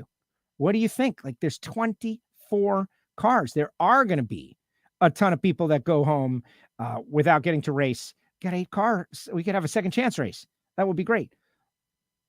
What a championship battle that is shaping up, though. I don't know that anyone is really, we got a couple of racers that are in position, but there are still some racers that could get into position. So we'll see. Put your comments in the comment section while I get everybody up to speed on a couple of big things. Like Michael Heiner's chiming in. You guys may not know, but he does a show for our WFO Patreons. And a lot of the stuff that makes it to WFO Nitro that you're watching right now, Pro Stock specific, is discussed there first. Like all kinds of interesting details. Of course, they've made 4 consecutive final rounds, going for 5. They've got 1 win in that group. And the WFO Patreons have heard the entire journey, like what we're thinking about doing and what we're trying and what's working and what's not working. It's really amazing if you love and appreciate Pro Stock. If you don't like Pro Stock or hate Pro Stock like poison, that doesn't mean you should not be a Patreon. You'll learn a lot from the Hear It From Heiner show regardless, but we'll see if they can keep it going out there in Norwalk at America's Racetrack. All right, let me tell you about the people who make it possible. I say that over and over again. I should probably come up with a new verbiage, but Marvin Rodak, coffee, hot sauce, spice rub, grills, tools, tips, information down there in Fort Worth, Texas. He runs the barbecue place and the roastery out of a classic automotive shop. Amazing, right? The coffee business started off as being a auto restoration repair guy, always going to the coffee pot, and it's all crusty and gross. And he said there's got to be a better way. And he threw himself into it in the 1970s and became like maestro of coffee. And now his great expertise is available to all of you. 817-924-6821. Call Marvin. He's going to be a big part of our Stampede of Speed extravaganza down there at the Texas Motorplex. That is our chosen location for the Patreon meetup. I'm going to be down there for every day of the Stampede of Speed. I'm going to be hanging out with Marvin at a lot of that. So call Marvin, load up on coffee, and who knows, maybe go pick some up when you're down there at the Stampede of Speed at the Texas Motorplex. Frank Hawley's Drag Racing School, the Dragster Adventure, is a program that you can drive a dragster. And I feel like the WFO universe out there should really take advantage of this. Go drive a dragster. The price, it's not very much money. I don't want to tell Frank to raise his prices, but they got a big one coming up July 24th, Dragster Adventure, Bandamere Speedway, 866-480-7223, frankhawley.com. Why would you not want to race at a facility that is going away, that is a one-of-a-kind, amazing palatial palace of speed? All of these things.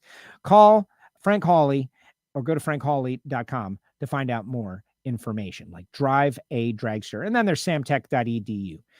This new episode of Hidden Horsepower that we're getting ready to drop, it's a video episode, but there'll be audio as well, scheduled for Thursday. You know, the importance of machining, so many things that I have learned over the past couple of years, and it ties to Total Seal, and it ties to Foggit, and it ties to Samtech.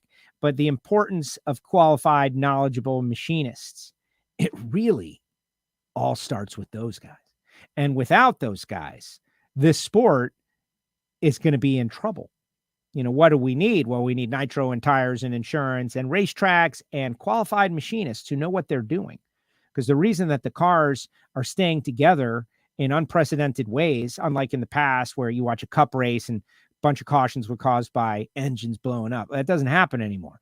Same with drag racing. We don't lose engines nearly as often as we did in the past. It's because the people that are putting them together are doing such a great job of it. But we could always use more. Our country is about to, embark on rebuilding our infrastructure, talking about roads and ports and bridges and airports and all this stuff, CNC machining, making the parts, making the tools that make the parts. Like, who's going to make that stuff? We need people in our country, the United States of America, who know how to do that. Where are they? Who are they? These are good questions.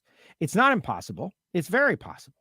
But we need young people to say, I like the idea of going to work, of solving a problem with my mind and my hands, and that there's honor and integrity and also money in that.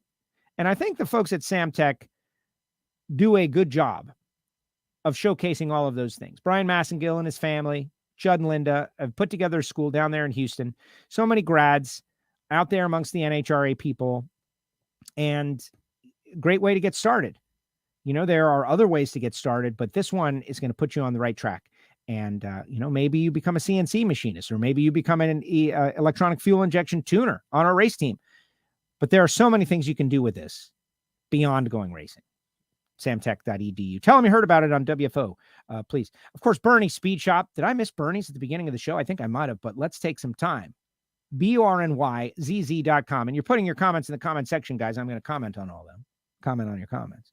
But this is Josh Hart's 100,000 square foot facility. Josh, great friend of the show. He's going to be in the ice cream eating contest. Hopefully he knows this. A picture's worth 1,000 words, right? We went there this year for Gainesville and witnessed. It's not the building. It's not the facility. It's not the capability. It's the people. The things that Josh does with his employees. The fact that the local community has rallied around this business, that 5,000, maybe more, people would show up for the local community to support their local top fuel racer. It's incredible. The stuff Josh does around the shop, right? Like, push-up challenges and fitness challenges and just different things to keep his employees motivated, but also knowing that the guy who runs the show cares about what's going on in their lives. That's special. That's special. And that's why Josh has on the rear window, anything's possible. So are you looking to buy or sell a classic or exotic automobile? Go to Bernies.com. They do consignment. So maybe you've got something you want to sell. They do it on consignment. Do you want a frame off restoration, body work, paint job, all of those things? Are you looking to purchase an e-bike? Bernies.com. Why would you not go to Josh Hart and be a part of that? So big sponsor, WFO. Appreciate it. Total Seal. Of course, Phillips Connect. We appreciate all these guys. Foggett, spoke with Gary Stennett at length. He's the one who gave me a lot of the background. And FTI Performance Transmissions and Torque Converters, of course. This is Paul Lee. He's going to be out at Summit. You guys should go to Summit. Dallas Glenn, Greg Anderson, Paul Lee, Clay, whole bunch of them going to be out there at the Summit headquarters in Norwalk. Of course, it is Summit Racing Equipment NHRA Nationals. Folks at FTI, Florida company, on the side of so many of these great cars. Check out FTIperformance.com, which is Paul Lee's company, which is how I got there. And then there's the Patreon members. You guys doing a great job. A large batch of T-shirts and stickers and decals is on our shipping table. And we're getting ready to ship them back when I get back from Norwalk. I will have an entire week for all of that stuff. Patreon.com/WFO Radio.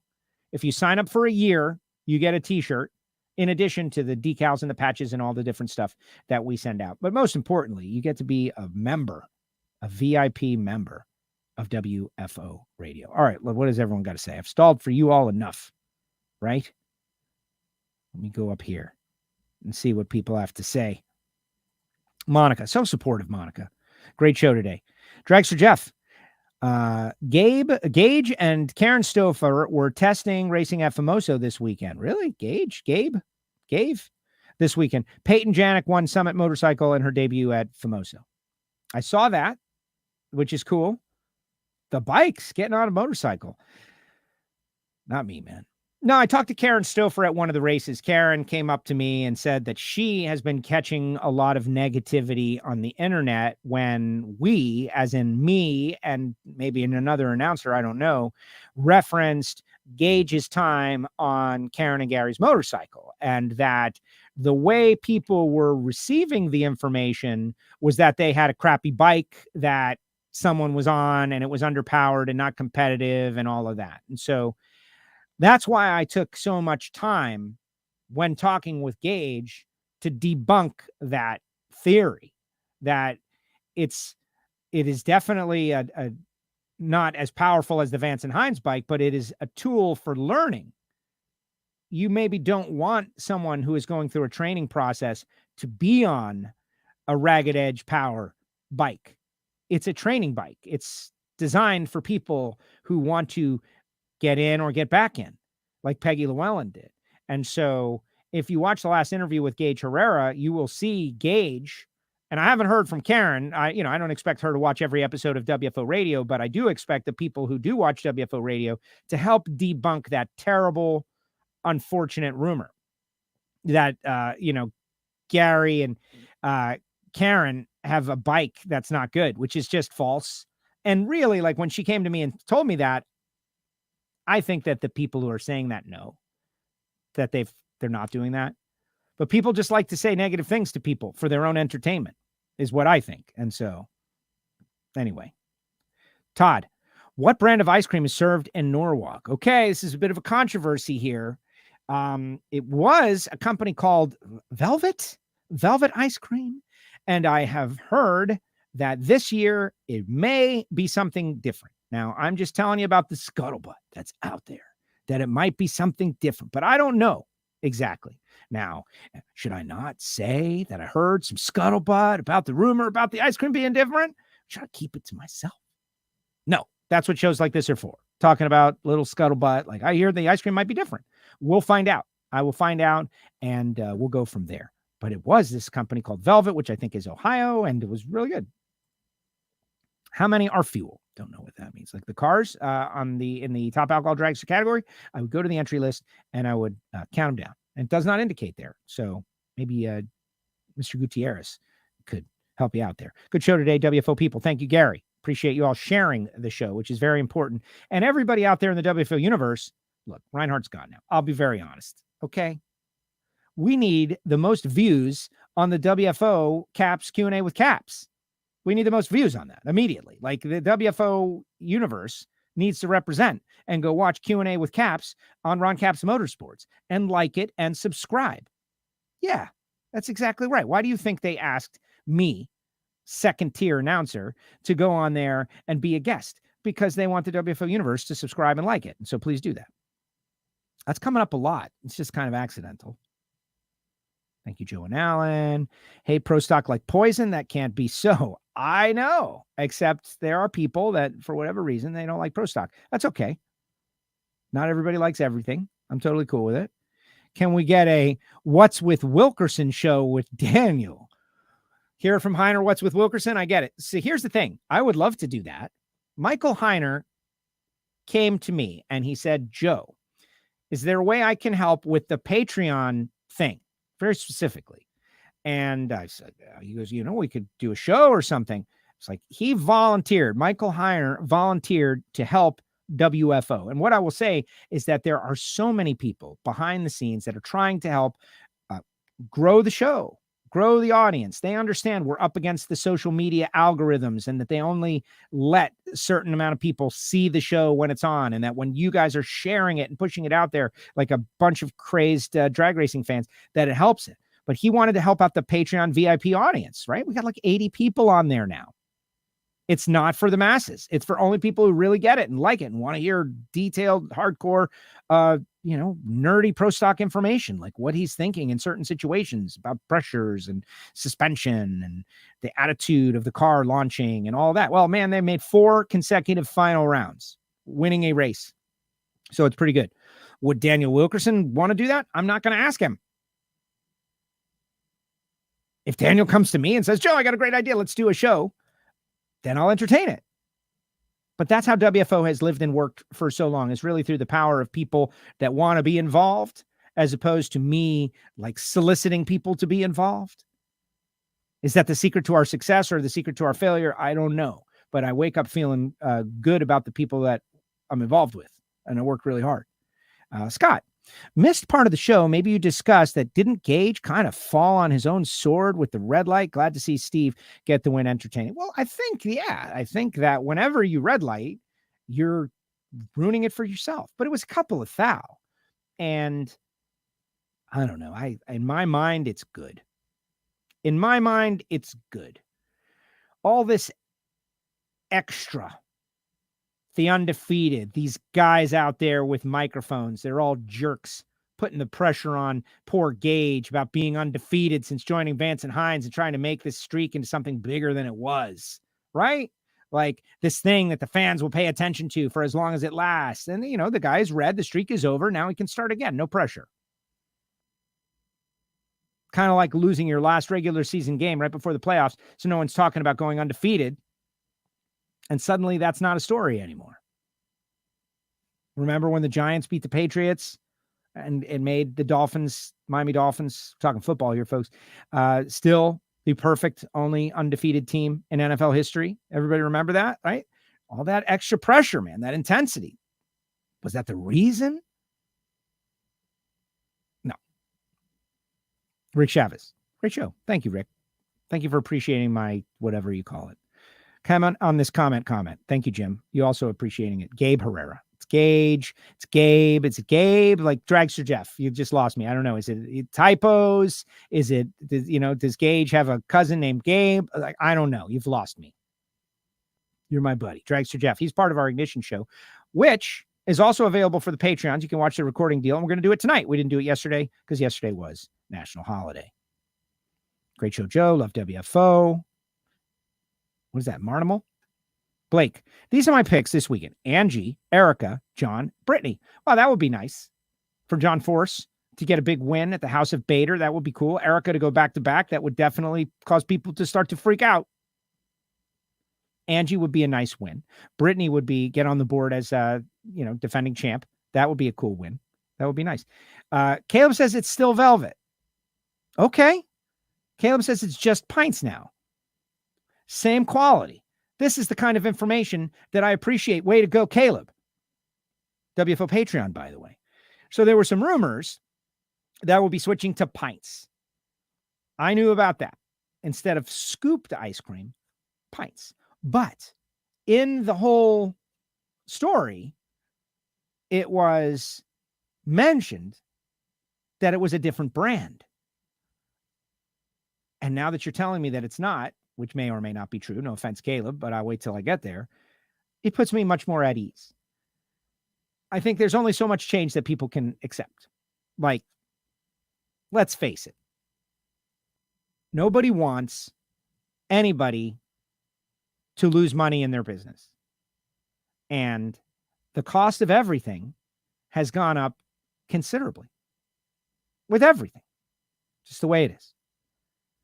So if Bill Bader is giving away a pound of ice cream for $1 and making his business less affordable, less successful, that is the antithesis of what I think anybody wants.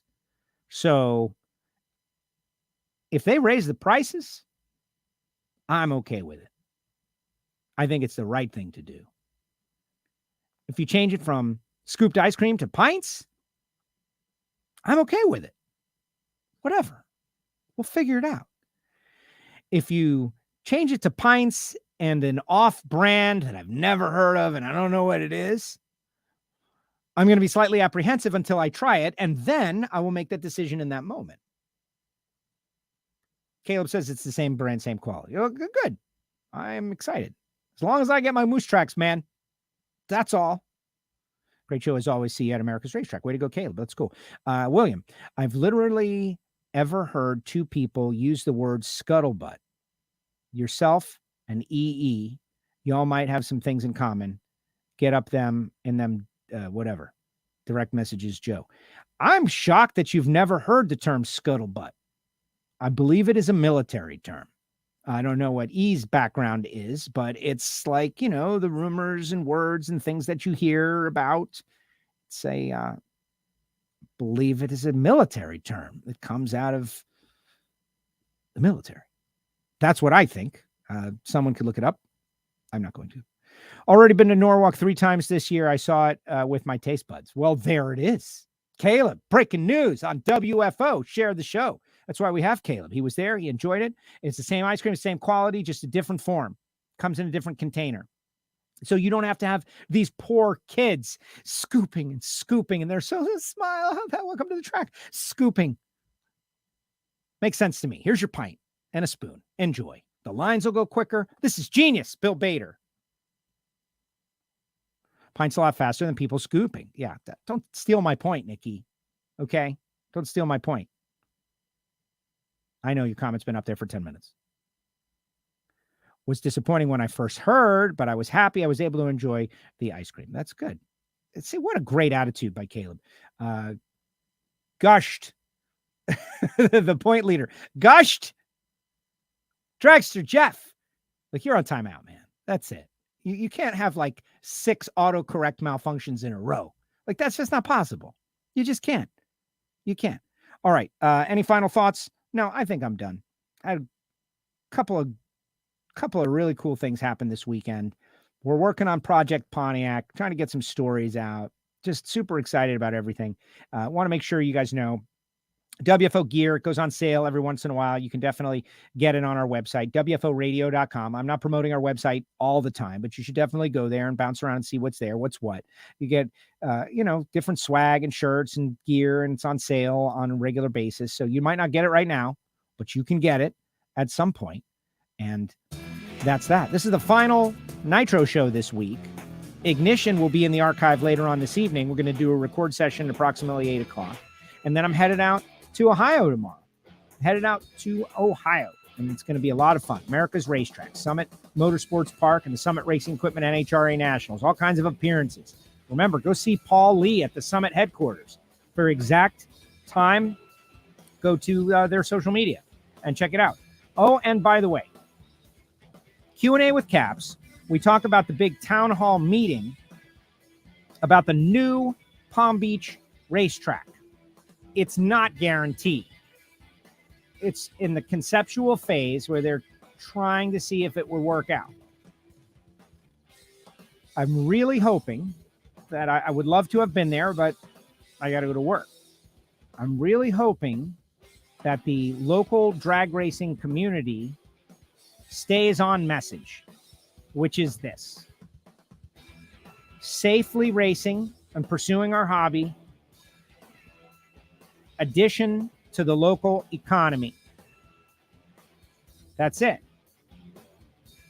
If we could somehow get buy-in from local government to build a good quality facility in South Florida, it would be a tremendously positive story. And everybody that has been involved with this from the very beginning will have something very, very, like an amazing thing to be proud of. The way to accomplish that, by coming across organized, disciplined, and respectful. I'm really hoping that's what happens. All right, guys. Thanks to Alan Reinhart. Thanks to Justin Ashley. Thanks to everybody who just checks out the show. Yeah, that's what this is, guys. It's just the rantings of the WFO universe. We'll see you in Norwalk. Thanks, everybody. WFO, check out the archive. And don't forget to download the free mobile app.